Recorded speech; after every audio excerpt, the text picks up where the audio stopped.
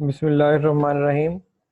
Dear students, आज का जो हमारा टॉपिक है वो है two sample test of hypothesis के बारे में।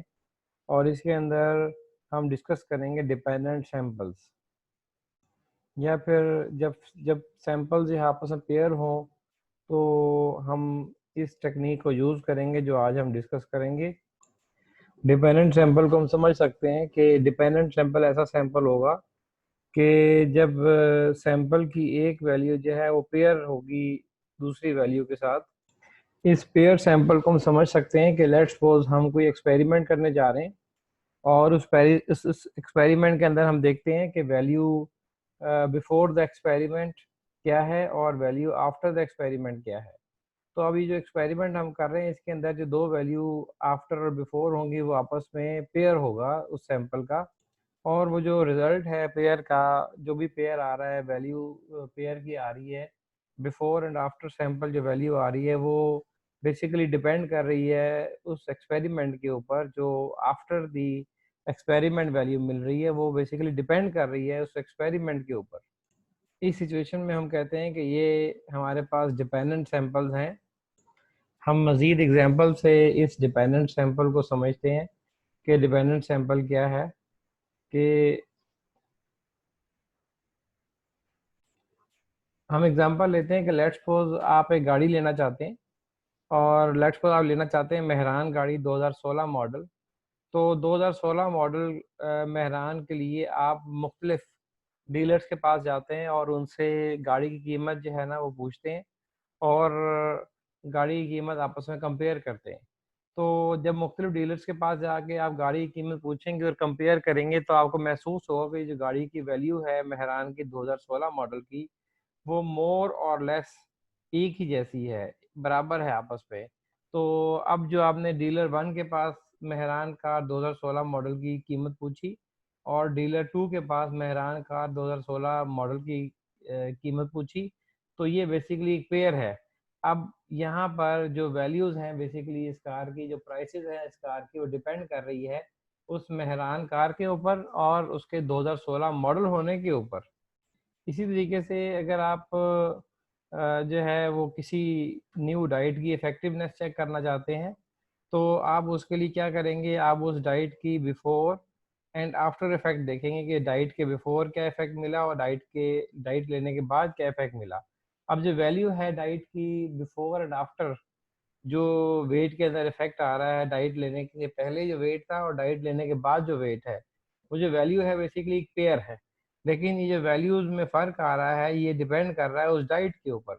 तो इस तरह से जो जो बेसिकली वेट के अंदर चेंज आ रहा है आफ्टर टेकिंग द डाइट, वो डिपेंड कर रहा है उस डाइट के ऊपर। तो इस तरह की सैंपल्स को हम कहेंगे कि ये जो है बेसिकली डिपेंडेंट सैंपल्स हैं, और इसके अंदर जो सैंपल का जो एक पेयर है बिफोर एंड आफ्टर, उसके लिए हम यूज करेंगे two sample test of hypothesis. हम नेक्स्ट स्लाइड पे जाते हैं और हम देखते हैं कि हम इसको कैसे कैलकुलेट कर सकते हैं। इस किस्म की सिचुएशन में जब हमारे पास डिपेंडेंट सैंपल्स हैं, ये पेयर्ड सैंपल्स हैं, तो हम इस फार्मूले को यूज करेंगे T is equal to D bar. D bar यहाँ पे डी यहाँ पे शो कर रहा है डिफरेंस को। हम जो हमने पेयर लिया है बिफोर एंड आफ्टर, हम उस दोनों की वैल्यूज को आपस में सब्ट्रैक्ट करेंगे तो उसका डिफरेंस आ जाएगा। डिफरेंस लेने के बाद हम उसका मीन लेंगे। ये डी बार जो है बेसिकली ये उसका डिफरेंस का मीन है। ये एस डी जो है ये डिफरेंस का स्टैंडर्ड डेविएशन है। ये एन जो है बेसिकली सैंपल साइज है।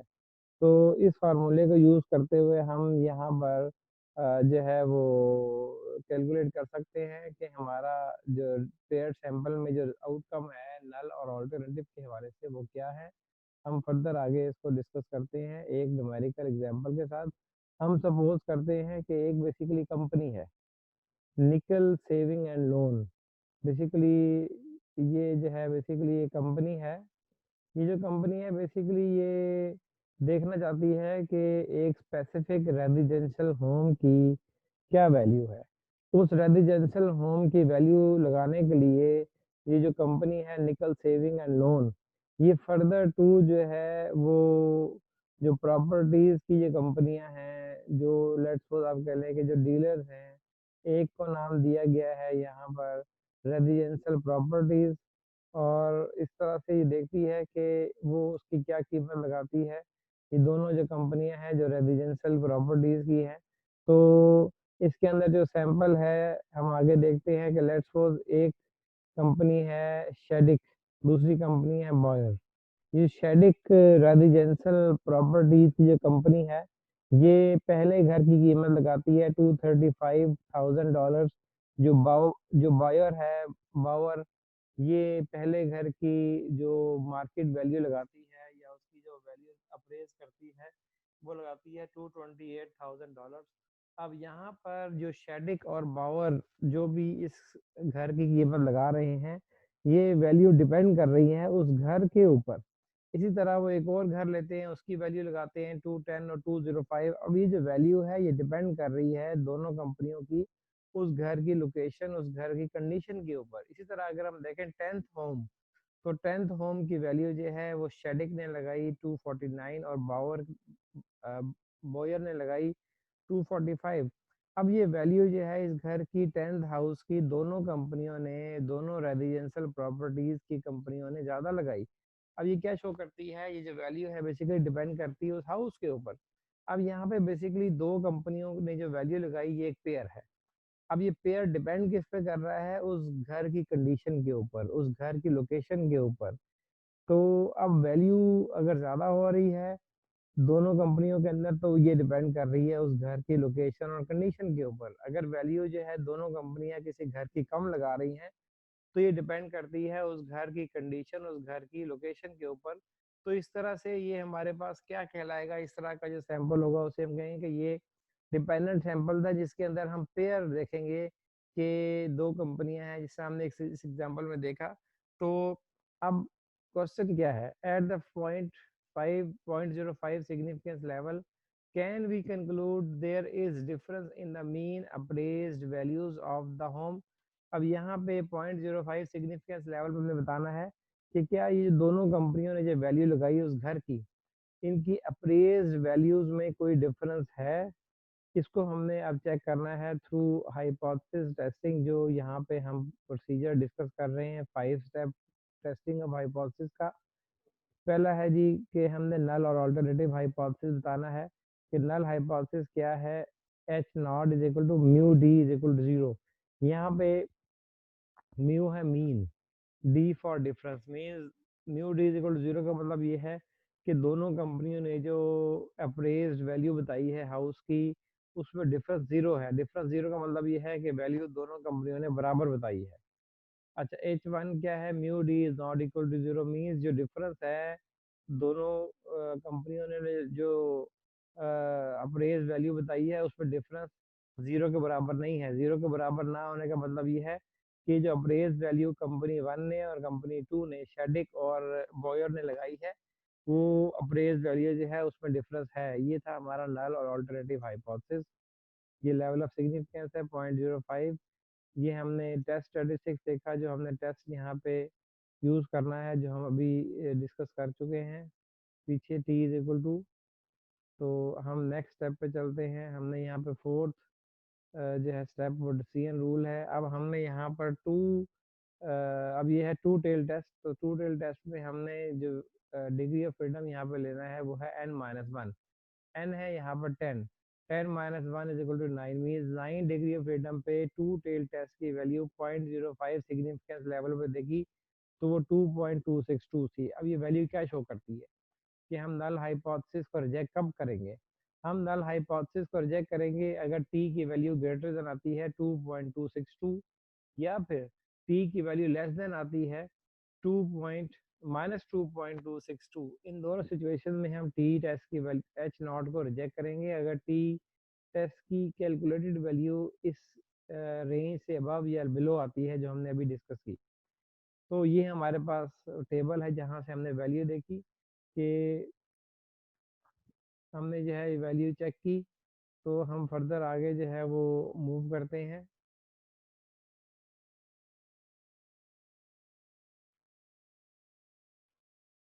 ये कैलकुलेशन है जी, जिसके अंदर हमने शेडिक और बॉयर कंपनी ली। ये हमने लिया इसका डिफरेंस, पहले सेकंड पेयर का डिफरेंस लिया और हमने 10th पेयर का 10 पेयर्स का डिफरेंस लिया तो इसका सम लिया, ये आ गया 46। फिर इसके बाद इसका मीन निकाला गया, मीन इसका आया 4.60। मीन निकालने के बाद हमने हर डिफरेंस को उसके मीन से सब्ट्रैक्ट किया।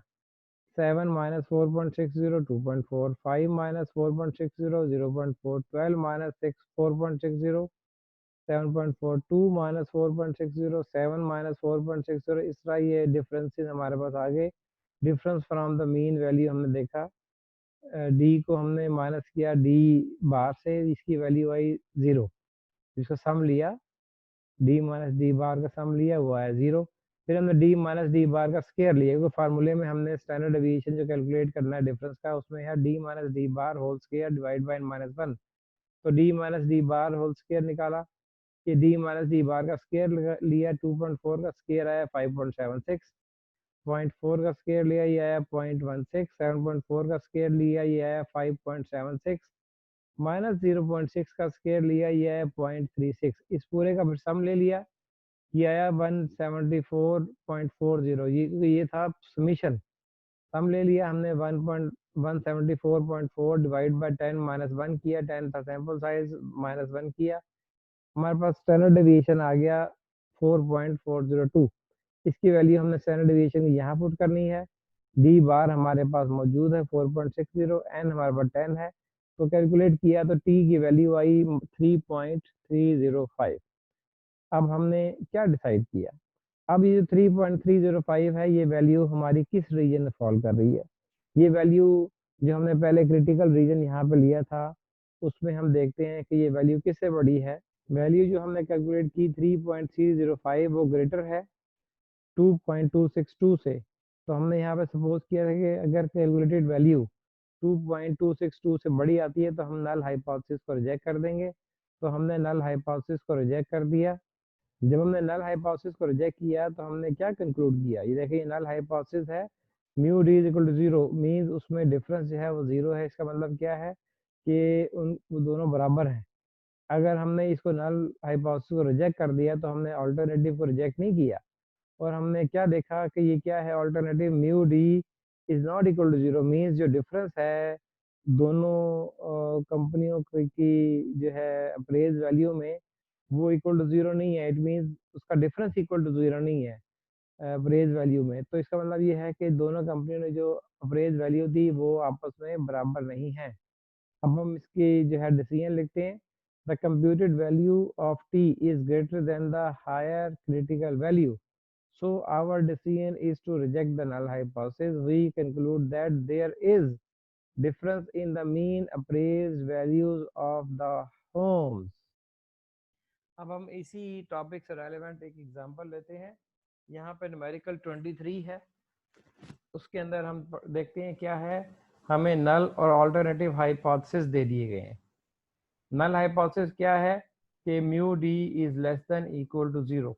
Mu D means less than equal to 0, मतलब ये है कि अगर हम इसका डिफरेंस लें तो ये क्या बनेगा, day minus afternoon. Day minus afternoon अगर लेस देन 0 है, इसका मतलब क्या है, डे माइनस आफ्टरनून अगर लेस देन 0 है, इसका मतलब क्या है कि डे शिफ्ट में डिफेक्ट्स कम है as compare to afternoon shift. Day shift minus afternoon shift अगर हम करेंगे और अगर ये लेस देन 0 है, इसका मतलब ये है कि डे शिफ्ट में डिफेक्ट्स आफ्टरनून के कंपैरिजन में कम है। अब चलते हैं अल्टरनेटिव की तरफ, वो क्या है, mu D is greater than 0। Mu D greater than 0 का मतलब ये है कि हम करेंगे day shift minus afternoon shift, अगर इसकी वैल्यू ग्रेटर देन 0 आती है, इसका मतलब ये है कि डे शिफ्ट में defects as compare to afternoon shift ज़्यादा है। अब हम देखते हैं कि हमें ये जो सैंपल दिया गया है, ये सैंपल साइज है 4। हमें बेसिकली यहाँ पर एक पेयर दे दिया गया है, डे 1 का पेयर है, डे 2 का पेयर है, डे 3 का पेयर है, डे 4 का पेयर है। इसमें बताया गया है कि डे शिफ्ट में कितने डिफेक्ट्स आए जो फर्म प्रोड्यूस कर रही थी, और आफ्टरनून में कितने डिफेक्ट्स आए 4 दिनों के अंदर अंदर। हमने 4 दिनों के डिफेक्ट्स यहाँ पर लिए हैं जो प्रोडक्शन एक यूनिट कर रहा है, और डे और आफ्टरनून शिफ्ट के डिफेक्ट निकाल रहा है। अब क्वेश्चन क्या है, at the point 05 significance level can we conclude there are more defects produced on the afternoon shift, ये क्वेश्चन है। इसका मतलब क्या है कि वो ये पूछना चाहता है कि क्या आफ्टरनून शिफ्ट में ज़्यादा डिफेक्ट्स प्रोड्यूस होते हैं। 0.05 सिग्निफिकेंस लेवल पे हमने इस क्वेश्चन का आंसर करना है।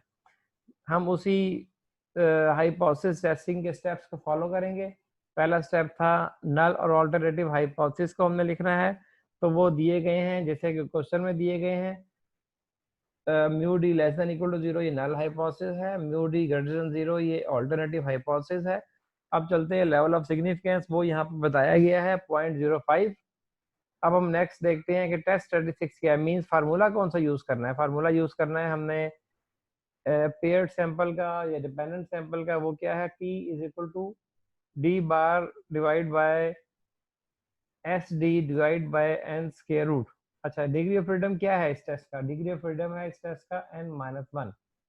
यहाँ पे n है 4, -1 करें तो हमारे पास आ गया 3।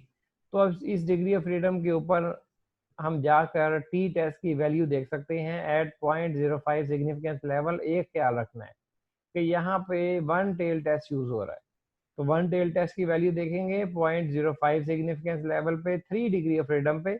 तो वो अगर आप वैल्यू देखें तो हमारे पास क्या आती है 2.353। तो हम कब नल हाइपोथेसिस को रिजेक्ट करेंगे, हम नल हाइपोथेसिस रिजेक्ट करेंगे अगर टी की वैल्यू ग्रेटर देन आती है 2.353। यहाँ पे हम गौर करें कि जो हमारा रिजेक्शन रीजन है वो राइट साइड पे बनेगा। तो अगर टी की वैल्यू 2.53 से ज़्यादा आती है तो हम नल हाइपोथेसिस को रिजेक्ट करते हैं। अब हम चलते हैं कैलकुलेशंस की तरफ, स्टेप 5 की तरफ। तो इसके अंदर स्टेप 5 में हमने कैलकुलेट करके बतानी है कि वैल्यू क्या आती है। ये डे 1 2 3 4 है, डे शिफ्ट के डिफेक्ट हैं, आफ्टरनून शिफ्ट के डिफेक्ट हैं, ये डिफरेंस है। Day minus afternoon 10 minus 8 is equal to 2, day minus afternoon 12 minus 9 is equal to 3, 15 minus 12 is equal to 3, 19 minus 15 is equal to 4। फिर हमने इन तमाम डिफरेंसेस का लिया सम, ये आया इक्वल टू 12। फिर हमने लिया इसका मीन, डिफरेंस का मीन लिया, इक्वल टू आया 3। हमने 12 को डिवाइड किया 4 से, इक्वल टू आया 3। 4 हमारे पास डेज थे, 12 डिवाइड बाई 4 इक्वल टू 3। अब हमने लिया D minus D bar, D की वैल्यू है 2 minus 3 minus 1, 3 minus 3 is equal to 0, 3 minus 3 is equal to 0, 4 minus 3 is equal to 1। फिर इसका सम लिया इज इक्वल टू आया 0। अच्छा, अब हमने लिया है डी माइनस डी बार का स्क्वायर, ये आया -1 multiply by -1 is equal to 1, 0 multiply by 0 0, ये भी 0 आया, 1 मल्टीप्लाई बाय 1 1 आया। तो इसका सम ले लिया तो ये आया इक्वल टू 2। तो अब हम यहाँ पे कैलकुलेट कर सकते हैं स्टैंडर्ड डेविएशन।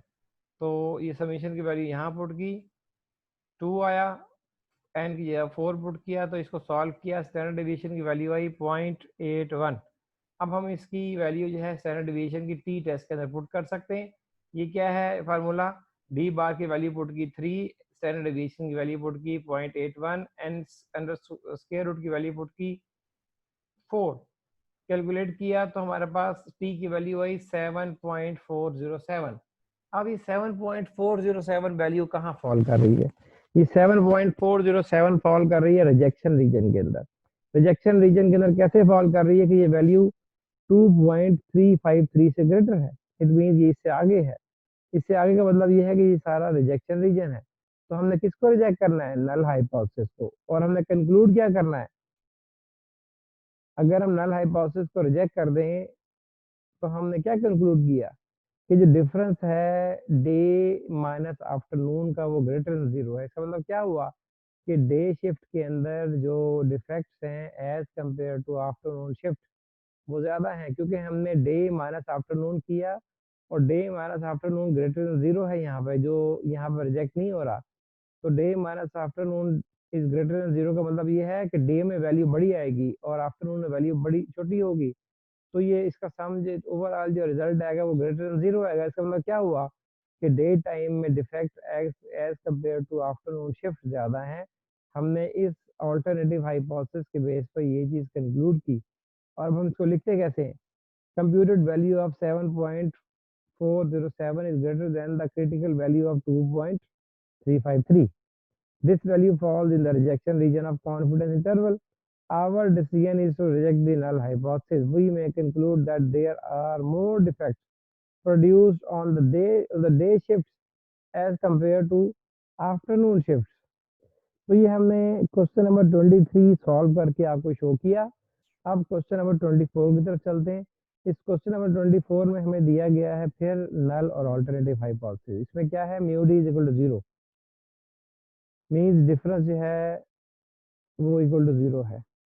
ऑल्टरनेटिव क्या है, mu D is not equal 0, means difference equal to 0 नहीं है। डिफरेंस इक्वल टू 0 ना होने का मतलब ये है कि दोनों आपस में बराबर नहीं है। अच्छा, the following paired observations show the number of traffic citations given for speeding by officer don't and officer Meredith। अच्छा, ये बेसिकली ट्रैफिक साइटेशन के लिए जो जो है ना स्पीडिंग है, वो हमें बेसिकली दो डिफरेंट ऑफिसर ने ट्रैफिक साइटेशन के बारे में नंबर बताए हैं।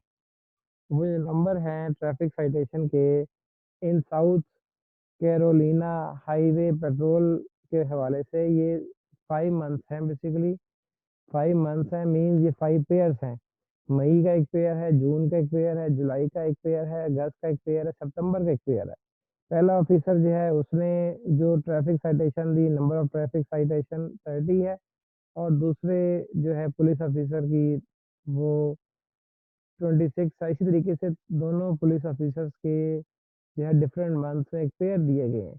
अब बेसिकली ये पेयर किस पे डिपेंड कर रहे हैं, ये पेयर डिपेंड कर रहे हैं साउथ कैरोलिना हाईवे पेट्रोल के ऊपर ये डिपेंड कर रहे हैं, ये जो पेयर है बेसिकली।